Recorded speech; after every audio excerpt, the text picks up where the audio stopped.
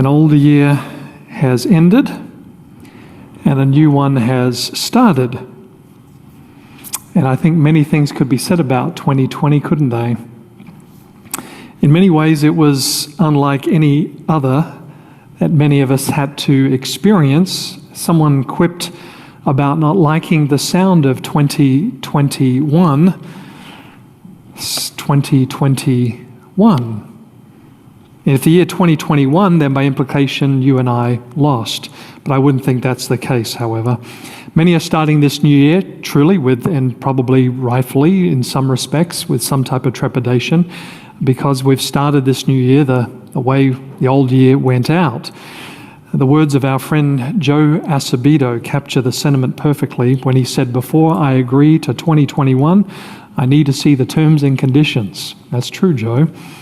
Unfortunately, we don't get to know exactly what's around the corner. Only our Heavenly Father does, and we can take great comfort in knowing that He does. But I don't want to talk with you today about the coronavirus, about COVID-19, about SARS-CoV-2, or whatever you want to call it. As a matter of fact, I'm pretty sure I don't want to refer to it ever again. I'm not sure that's going to be possible. I'm sure many of you are tired of hearing about it as well.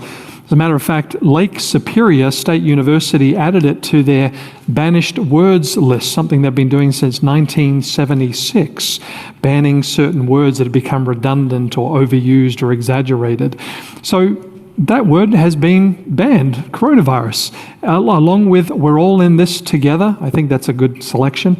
In an abundance of caution, that was also added to their list, and unprecedented, and I know, right? So I think they got it right. What do you think? Sure.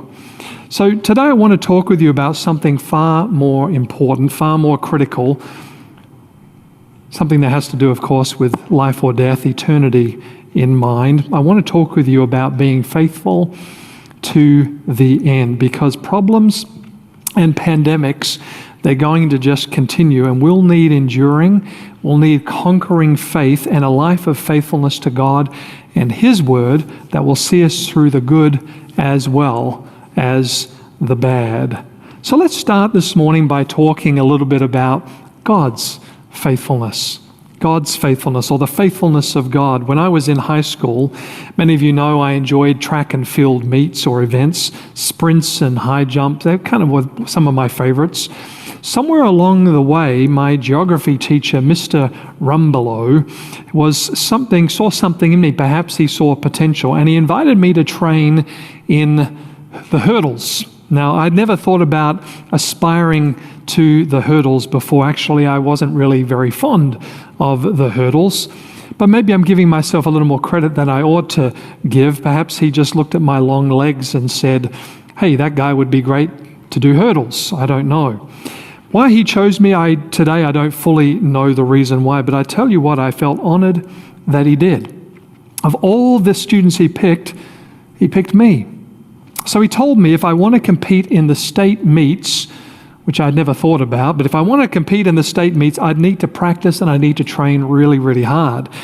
So he told me that you need to meet with me every morning before school, right out here in the field, right opposite the building, the classrooms where all the teachers were busy getting ready prior to their classes opening. You need to meet me right here in the field every day. And so because he was willing to commit his time, an early time, I committed to coming. He was there faithfully every day to help get my game up. Some days, I'll admit, the training was pretty rough. Other days were better than others. And all through it all, Mr. Rumbelow would not give up on me. He told me that if I stuck with him, he'd make me a good hurdler. He made me a promise. I eventually made it to the state meets to run in the 110-meter hurdles. Now, my performance in the heats was dismal. I was wearing track shoes for the very first time, and the turf was bouncy. I'd never run on turf before, only on grass. And so instead of gliding over those hurdles, I found myself hopping over them, actually bouncing higher and higher over each hurdle, losing steam. It was a disaster. But somehow I still managed to make it to the finals, regardless of how I did in those heats. Now, I could imagine, and I did imagine at the end of, or even during that run, what Mr. Rumbelow must have been thinking. All this time I spent with Chris in the morning, those early hours, and this is what I get. All those hours of training, everything. I'm sure he slapped his head and wondered what on earth he'd got himself into. I felt like a failure, and I'm sure Mr. Rumbelow thought I was as well.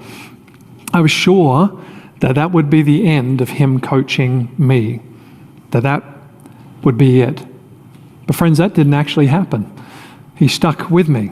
He didn't come down hard on me. He told me where I went wrong. He offered solutions. He didn't abandon me, but he hung in there with me despite my performance, despite my pathetic efforts. Mr. Rumbelow proved faithful to me, and with his encouraging words and his wise pointers, I would eventually win some state meet races. I would realize his original promise.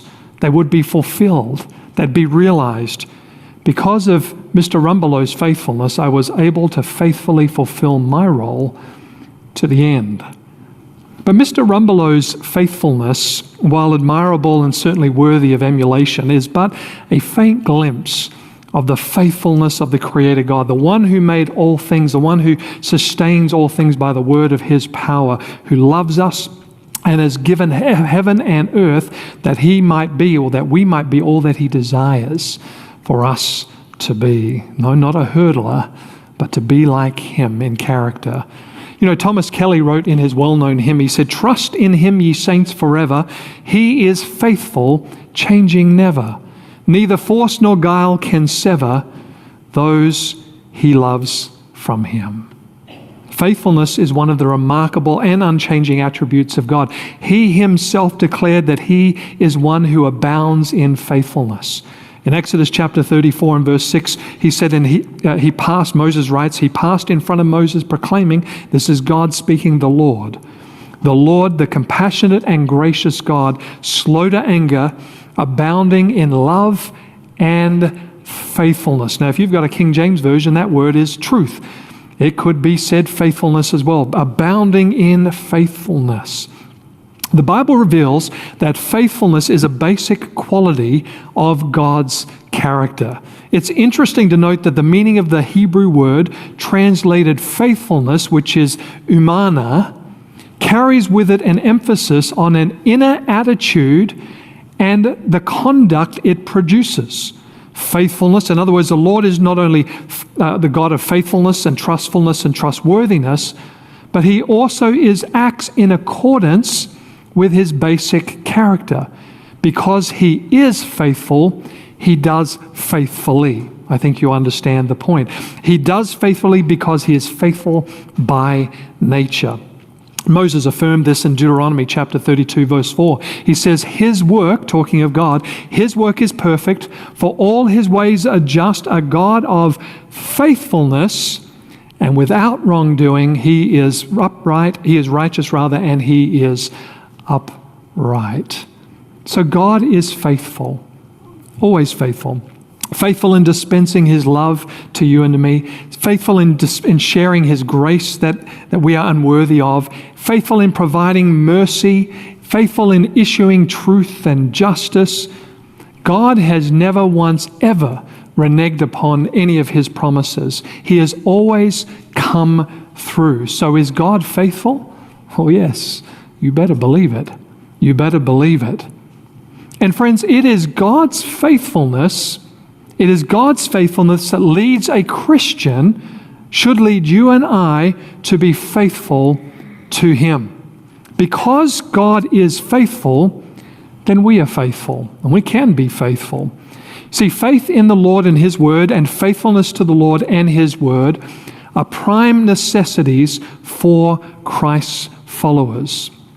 If 2020 has taught us anything, it should have taught us this: to be faithful to God, to be faithful to his word. Now, I want to take you in your Bibles to the book of Hebrews, because this is where we're going to be spending our time here this morning. Hebrews chapter 11 and 12. We may sneak back to 10 for a quick moment, but we're in Hebrews chapter 11 and we're in chapter 12. There are key verses. We're not going to read everything, but there are key verses in this chapter that we need to look at pertaining to being faithful and to being faithful to the end, being faithful to the end. Now in Hebrews chapter 11 and verse 1, we're given the classic definition of faith. As a matter of fact, it's a satisfactory definition of faith. It says, now faith is the substance of things hoped for, the evidence of things not seen. So faith is the confident assurance of things hoped for. That's what it means there when it says faith is the substance of things hoped for. It is the confident assurance of things hoped for. There is no such thing as blind faith. As a commentator wrote, genuine faith rests upon the firm underlying substance of a sufficient evidence to warrant confidence in what is not seen. Well put. By faith, you and I, the Christian, considers him or herself already in possession of what has been promised us. Our utter confidence in the one who has made the promise leaves no uncertainty as to their fulfillment in due time. Why? Because God is faithful. That's why. God is faithful. So faith is the substance of things hoped for, the confident assurance of things hoped for. Faith is also the evidence or the proof or the conviction of things not seen. Faith is not abstract belief that evidence exists, but a settled assurance based on confidence that God will fulfill his promise. That God will fulfill his promises. We may never have seen the generators that produce the electricity that flows into our house, that allows us to the fridge to run, the hairdryer to run, the toaster oven to run. We may never have seen that generator that produces that electricity, but we certainly can consider the presence, because of the presence of electricity, that the generator actually exists. Similarly, we believe that our physical and our mental and our spiritual energy testifies to the existence of a supernatural source of life and of power. But let's come back now to that word faith for just a moment. Faith, trust, confidence, faith can also be reliability or faithfulness. Interesting. The word denotes either an attitude of mind, a mind of faith, an attitude of mind, or a pattern of conduct being the product of an attitude of faith. These two shades of meaning, when you read through chapter 11, are closely interwoven. In every instance of faith recorded, an attitude of faith always leads to faithfulness, faithful conduct, faithful deeds. So genuine faith always leads to faithfulness. Faith always leads to faithfulness. Faith leads to faithfulness. And friends, it's not the other way around. We need to remind ourselves of that from time to time. If I want to be faithful to the Lord who is faithful to me, then I must trust the Lord, have confidence in his desires, that he wants what's best for me, have faith in him, and certainly implicitly trust his word. No faith equals no faithfulness. No faith equals no faithfulness. Our faith rests upon the faithfulness of God and his promises to us. So if we wish to grow in faith and thus in faithfulness to the Lord, then storing up his precious promises in our heart wouldn't go astray, would it? As a matter of fact, as we enter this new year and folk are making their resolutions, this would be a great resolution to store up daily some of God's precious promises in our hearts and minds. What do you think? What do you think out there? Putting into practice, taking those promises, putting it on our schedule. Make time in God's word, because there'll never be time if we try to find time. We must make time, or to make it a priority. Competing interests will just edge out our time with God. Great way to start the year, claiming those precious promises. So that's Hebrews 11 verse 1. Look at verse 2. Now faith is the substance of things hoped for, the evidence of things not seen. For by it, that is by faith and faithfulness, the elders obtained a good testimony, or a good report. Hebrews 11:2 tells us that by a faith that produces a faithful life, the elders, this is referring to the ancients, not old men, but men and women of old. In other words, those that we're going to be reading about, they all obtain by faith that produced a faithful life received a good report. They received a good report. The faith of the ancients led to faithful conduct, which in turn testified to the reality of their faith. And it was this faith that won them divine approval. So when we go down the list of names in Hebrews chapter 11, we certainly can wonder how some of these individuals could ever have obtained a good report.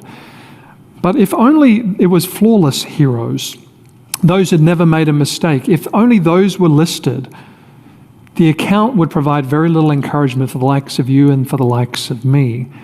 If men who are subject to like passions as we are could obtain a good report, then there is every reason to believe that even the weakest child of God can receive that good report also. That's encouraging for you and for me today. So who are those who obtained a good report?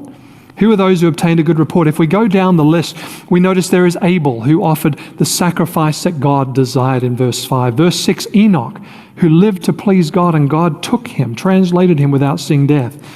Verse 7, we have Noah, who built the ark when there had never been any rain. Verse 8 and 9, Abraham obeyed God's call to leave his home, not knowing where he would end up going.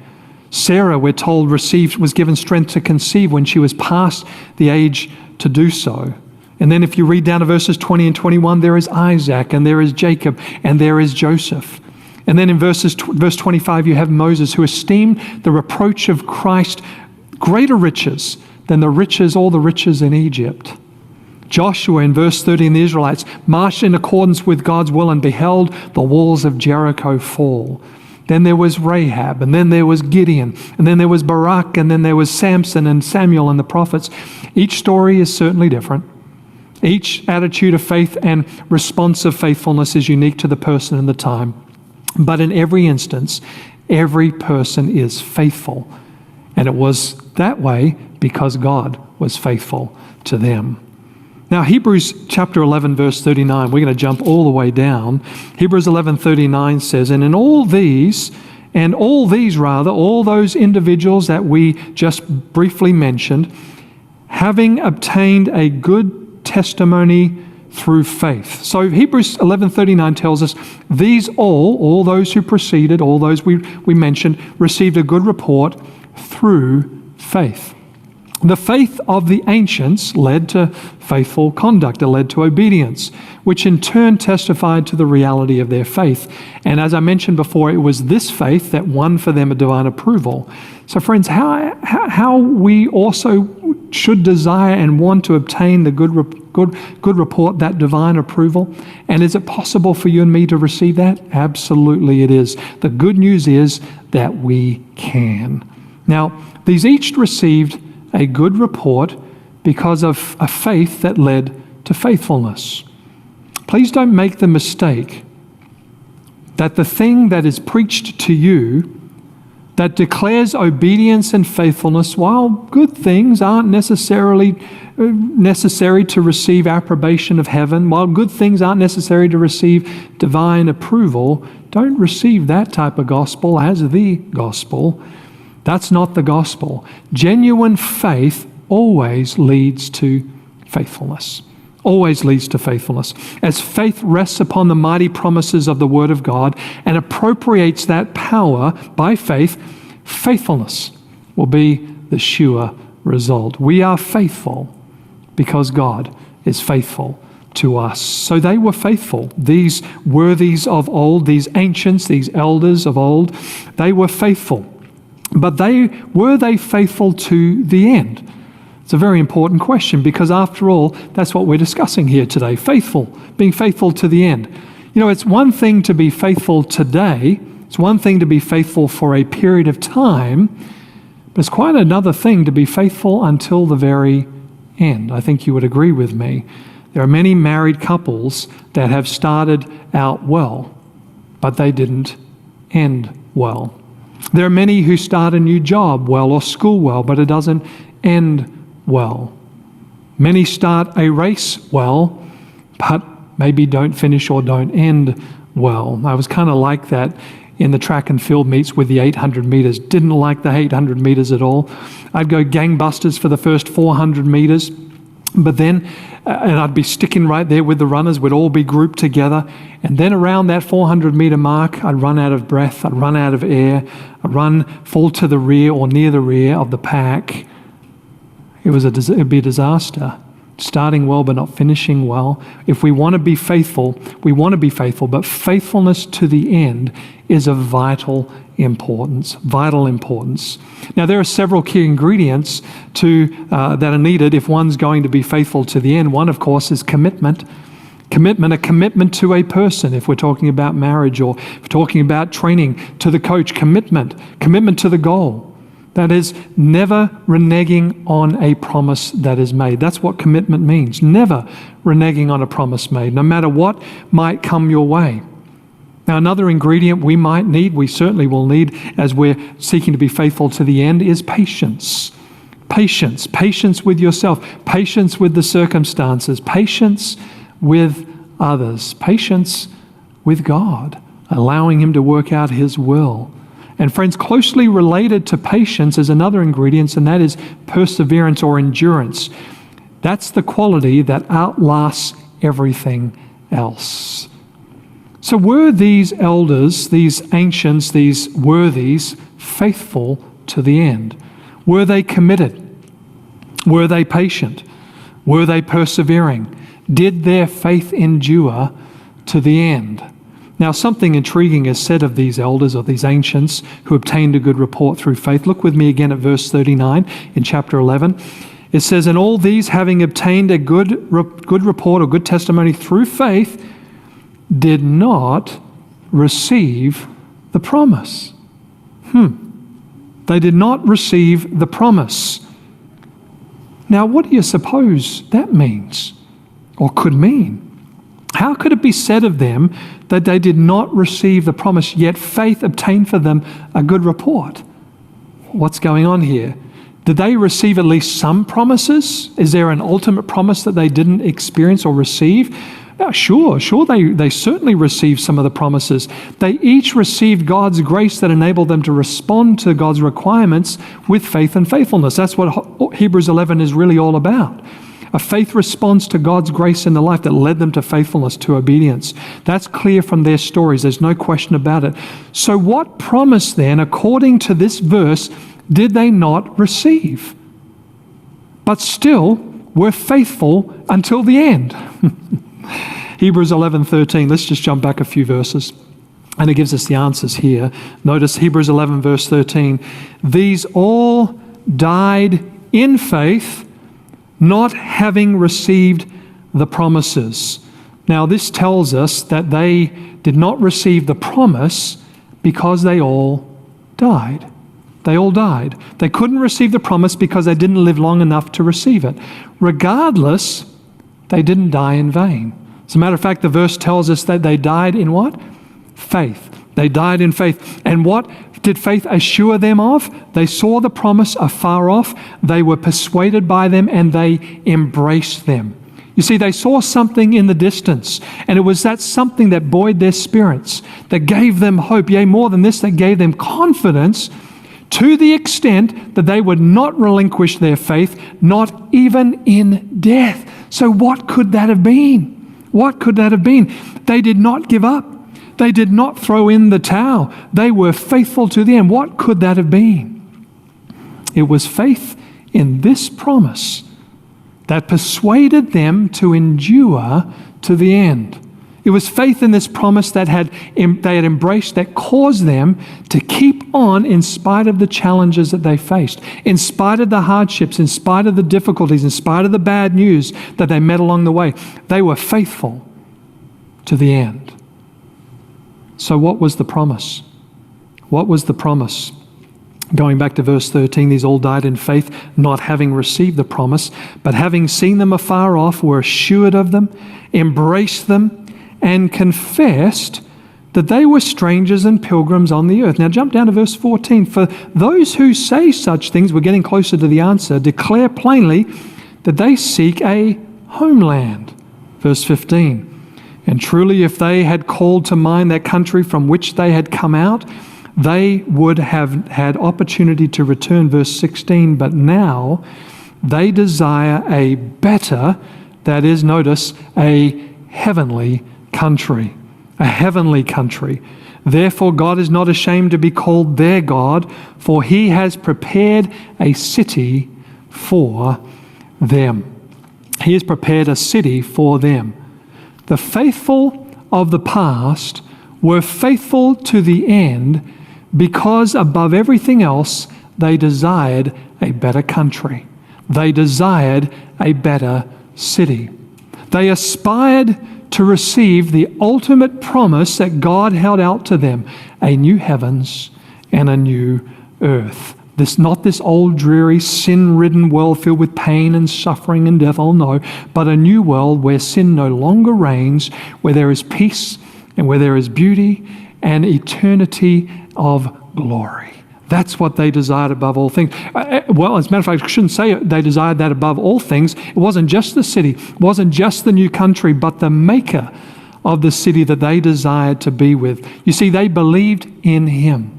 They were persuaded by his promises and embraced his promise with all they had. Why would they do such a thing with something they had never seen? Because he had proven himself faithful to them during the good times and even in the bad times. He had proven himself faithful. Well, how does that work? How does that work? Well, faithfulness awakens faithfulness. That's why. Just as love awakens love and trust awakens trust.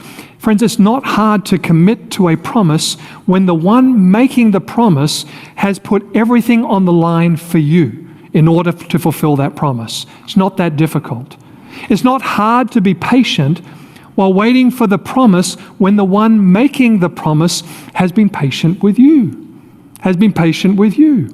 It's not hard to be persevering and enduring to the end to see the realization of that promise when the one making the promise hasn't endured much for you and on your behalf.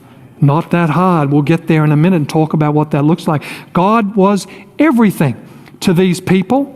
God was everything to these people because God had been everything they needed him to be when they needed it the most. They believed that he had something better in store for them. And so they hung on. They didn't let go. They held on to the promise with all they might. They believed even when they didn't see the realization of the promise, even at the point of death. But that's the thing, friends, about faith. Faith already possesses what has been promised. I'm going to say that again for someone's benefit. Faith already possesses what has been promised. Their faith grasped the promise, and to them it was a reality. It wasn't pie in the sky. It wasn't wishful thinking. It was a reality. They believed it. It was sure. You see, utter confidence in the one who made the promise leaves no room for uncertainty as to the fulfillment of that promise. They had sure confidence in God, their Father. Faith enabled them, these ancients, not only to lay claim to the promised blessing, but to also receive and enjoy those while they were still yet alive. Even though they hadn't gotten there yet, they experienced some of it until they'd actually gotten there.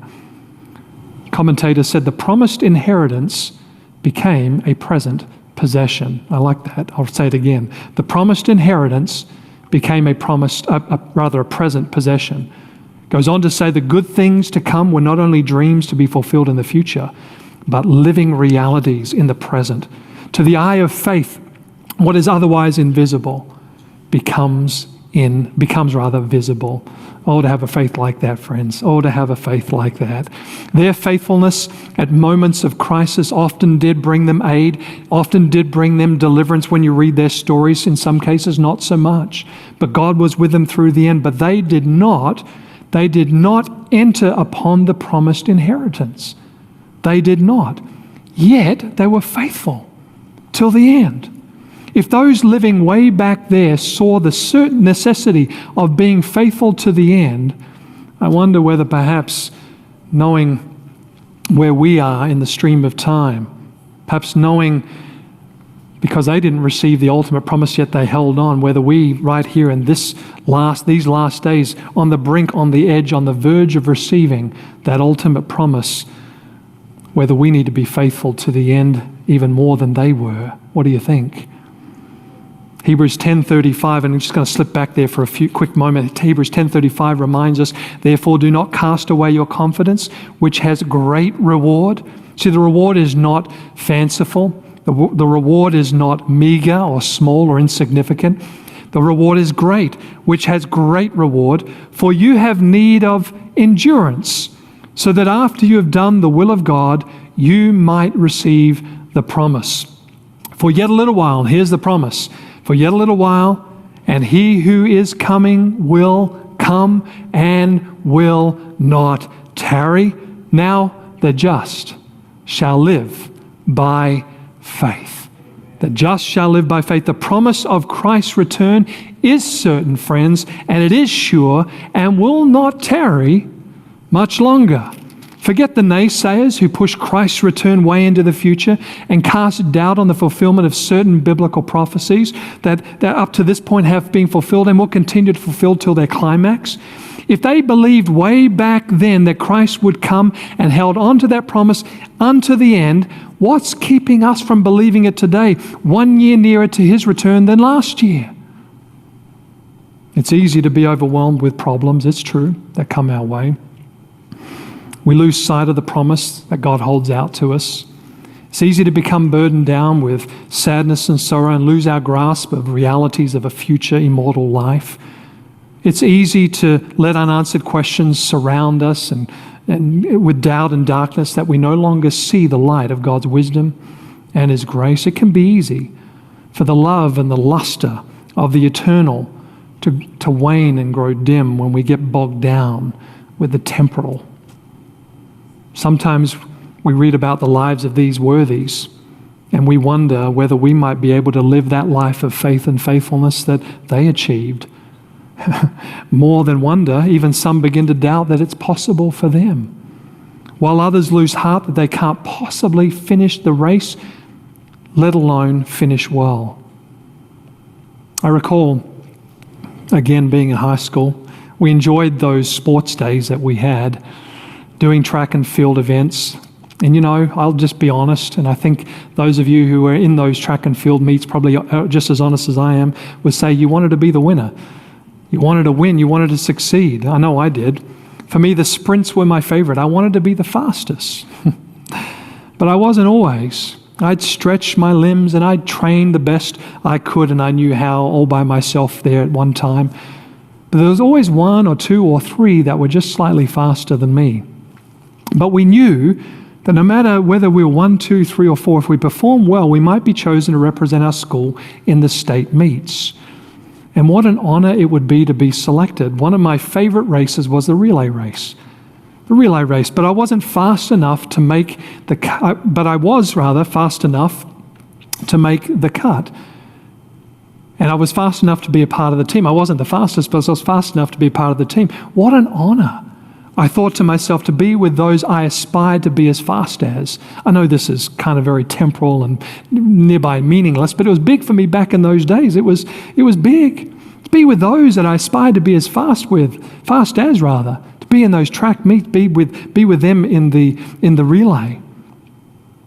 But I would have my doubts, and I would think to myself, although I was up there with some others as fast as they were, I would be concerned. I probably wouldn't make the cut. I thought those thoughts before I actually made the cut. The hopes and doubts would turn my stomach in knots, and finally the day arrived, and I had heard that I'd been selected to run with those I'd admired. What an honor to be among the best. Now I want you to notice something in Hebrews 11, verse 40. Verse 39 says, "And all these, having obtained a good testimony through faith, did not receive the promise." Notice verse 40. God having provided something better for us. Now hold on a second. God tells us that you and I have been selected to be among the best as well. This is quite amazing. God having provided something better for us. don't need the piano right now. I'm sorry, I'm not quite done. We're going to get there though. We're going to get there. Something better for us. We're going to get there. Something better for us. God has provided something better. There is no reason to lose heart. There is no reason to give up. There's no reason to throw in the towel, because God has provided something better for us who live down here near the realization of that ultimate promise. Not something better than proposed to those who came before. And this is where the rub is. Not something better than proposed to those who came before, because how can anything be better than entering the land of glory, the land of eternal peace? Nothing can be better than that. So what is the something better that God has promised for us? Instead, it's from our point of view, God has something better. It had been better that God had granted us the opportunity to join their ranks, these worthies' ranks. I mean, what an honor to be considered to be a part of what they were and what they are. What, me? Join in their ranks? Yes. You didn't think you'd make the cut? God thinks so. You didn't think you'd be able to make it? God thinks otherwise. You don't think you have what it takes? I suspect that the ancients didn't think so as well, but God made them worthy, and He will make you and I the same. You don't think you can be faithful to the end? Well, friends, there is good news. God has provided some better thing for us, that we might join their ranks to receive that good report also. Friend, there's a wonderful hope for you and me, isn't there? There's something far more interesting, something more intriguing as we continue and encouraging. Look at verse 40. Having obtained something better for us, that they should not be made perfect apart from us, that they should not be made perfect or brought to completion, or that they should not be made perfect, faithful to the end, apart from us. Now, when our relay team represented our school in the state meets, we won. And we won. Well, did we win? Yes, we won. We met at the state meets. And just when we won, just the one of us did not go up to receive the blue ribbon on behalf of everyone else. Not just one of us went up to receive the winning certificate on behalf of everyone else. Not just one of us went up onto that podium of victory and stood there on behalf of everyone else. We each received the ribbon. We each received a certificate. Whether we ran the first leg, whether we ran the second leg, the third leg, or the last leg, we each got to stand on that podium because we won. Why? Because we each comprised the winning team. Not one of us, not just two of us, but all four of us won the race. And because we won the race, we each received the prize. I wonder if you're tracking with me here this morning, no pun intended. Friend, God is telling us here in this verse that the faithful who come before won't precede those who come afterwards, that is you and me. Just as they will receive the promise, the inheritance of indescribable glory, you and I will also receive it. God has ordained in His infinite wisdom that the faithful of all ages, whether young or old, whether male or female, whether black or white, whether tall or short, whether thick or thin, whether educated or uneducated, whether swift or slow, whether poor or rich, will enter the eternal inheritance together.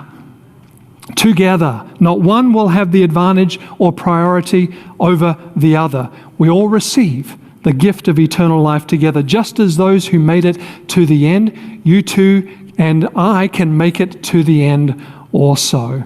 Now, friends, if that doesn't inspire you to continue to be faithful to the end, I don't know what else will. But hang on a second. We're not quite done just yet. There's actually more to inspire, more to encourage you. Now, let's go back and look at verse 40 one more time. Let's look at this verse from a different perspective, because I believe the text allows us to do this. It says that they without us should not be made perfect or brought to completion. Now, back to my relay race illustration, one particular year stands out above all other years in the race that we won. Our team had been selected to represent our school. We had confidence that we were competitive, but we weren't sure that we would win. The other schools were pretty good, but we were determined to do our very, very best. So the race started. I was to run the second leg of the race. My teammates started very well. I did okay, but I felt like I lost a little ground. I handed the baton off to the third leg teammate. He ran his heart out, but again, he lost a little ground and we were trailing in the race. Maybe we were third by this time or fourth, I don't quite remember, but we were back a bit. But we weren't overly worried. We were concerned a little, yeah, but we weren't without hope. Why?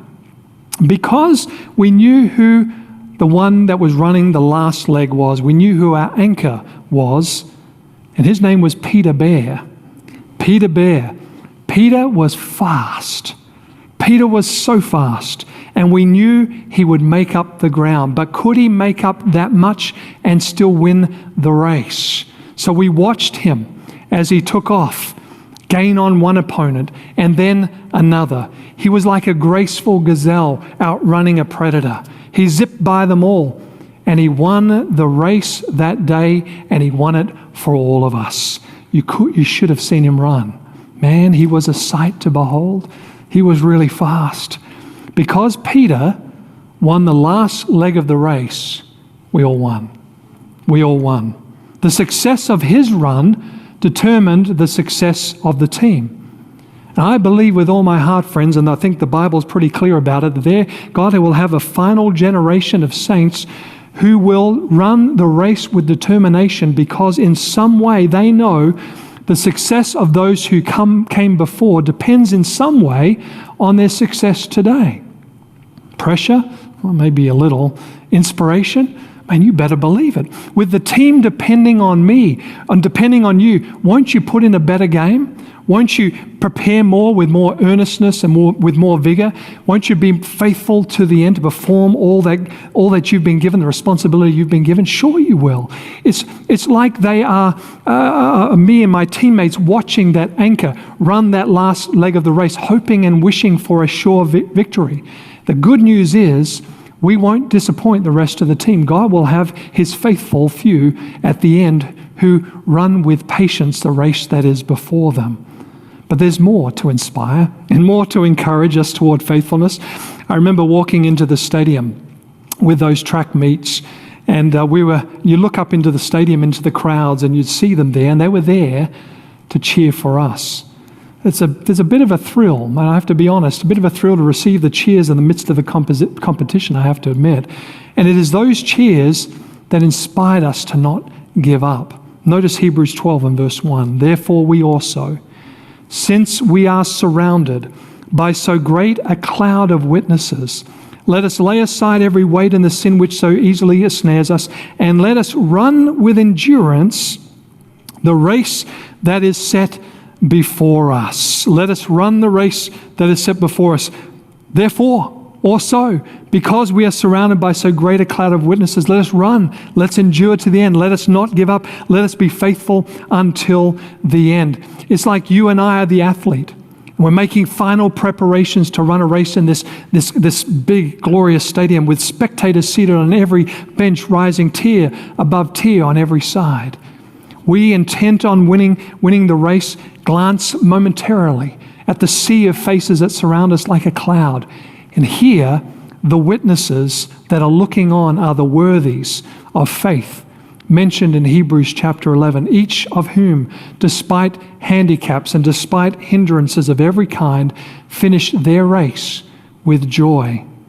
So their faithfulness and their endurance brought them victory in the race. So we're conscious as we're looking on them, and those eyes of the faithful of all ages are now intently fixed upon us as it were. We know they're not literally looking at us, but as if they were, we experience an urgent impulse to put forth every effort to win the race that has been marked out before us. Friends, do you see it?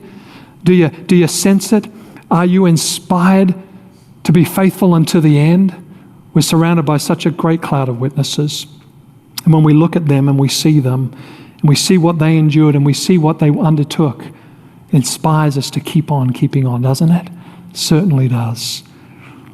Well, if you're not there yet and you're not encouraged as you ought to be and inspired as you ought to be, I'm not sure how you might be still, but God isn't done yet.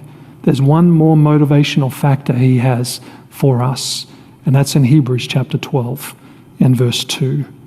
Yes, we're surrounded by this great cloud of witnesses, all the spectators looking on, cheering us on in this race to be faithful to the end. But we are told to not look to them. Glance, yes. Spend a little time, sure. Be encouraged by their life and their faithfulness, absolutely. But we are to rivet our attention not on them, but upon one who can see us to the end. Notice verse 2, it says, looking unto Jesus, the author and finisher of our faith, who for the joy that was set before him endured the cross, despising the shame, putting up with it, and has sat down at the right hand of the throne of God. Looking unto Jesus, who endured. That's where our sights ought to be set. What do you say, friends? Looking unto the one who gave his all, who laid down his life that we might have life. If you want motivation, if you want to be encouraged to not give up, to make it to the end, to keep on keeping on, then we need to rivet our attention on Jesus. Now, friends, that was our theme last year here at Sacramento Central. Looking 2020 vision, looking unto Jesus. And certainly we did look to him, but we didn't end looking to him when we entered 2021, did we? We've got to keep looking to him as we go into this new year. And we must keep looking to him if we hope, if we wish, if we desire, if we want to be faithful to the end. Friend, just take time. Take time throughout this year to spend a thoughtful hour looking at the closing scenes of Christ's life. Friends, the way to heaven has been consecrated by Jesus' blood, by his footprints. The way may seem difficult, the way may seem hard, but Jesus has made the way a little easier for us because he's trod the way, paved the way for us ahead of us. He who endured the cross, despising the shame, sat down with the Father at his right hand. Jesus was and is and will ever be victorious. He is the one we ought to look to and be inspired by, the one who should encourage us. Let us keep looking to him, the author, the one who started us on the way, the one who will, the finisher, the one who will end it for us, the one who will complete it all. Friends, if it wasn't for Jesus, we'd have no hope. If it wasn't for Jesus, we would not be victorious. If it wasn't for his consecrated footsteps, for his shed blood, for the life he gave up for you and for me, there'd be no hope of victory or overcoming. So let us look to Jesus, the one who endured more than we would ever be called to endure or called upon to endure, the one who endured more than anyone has ever had to endure in the history of this cosmos and will ever have to endure. Let us press on, because he that endured for us, because he is faithful to us. We can be faithful to him until the end. God bless you, my friends. Be encouraged in Jesus. Keep looking to him and don't give